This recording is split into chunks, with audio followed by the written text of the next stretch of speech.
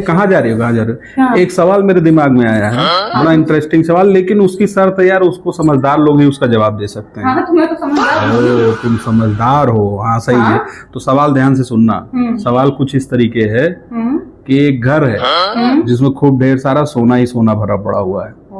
एक दूसरा घर है बगल में ही, उसमें ढेर सारा चांदी भरा पड़ा हुआ है। एक तीसरा घर है जिसमें ढेर सारा खूब कैश भरा पड़ा हुआ है। अच्छा। और तीनों घर में आग लग गई है।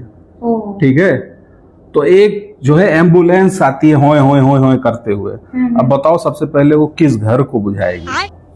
अरे यार वो तो जिसमें सोना है ना, क्योंकि आजकल सोना तो बहुत महंगा हो गया है ना, सोने वाले को। अरे नहीं नहीं नहीं नहीं, वो सबसे पहले कैश वाले घर को बुझाएगी, क्योंकि सोना तो जलेगा नहीं। कैश जल्दी जल जाएगा। कैश वाले, पक्का कैश वाले बुझाएगी। ओहो, तुम तो बहुत समझदार हो। हाँ, मैंने बताया था ना कि मैं समझदार हूँ। बात कुछ समझ न आए, कभी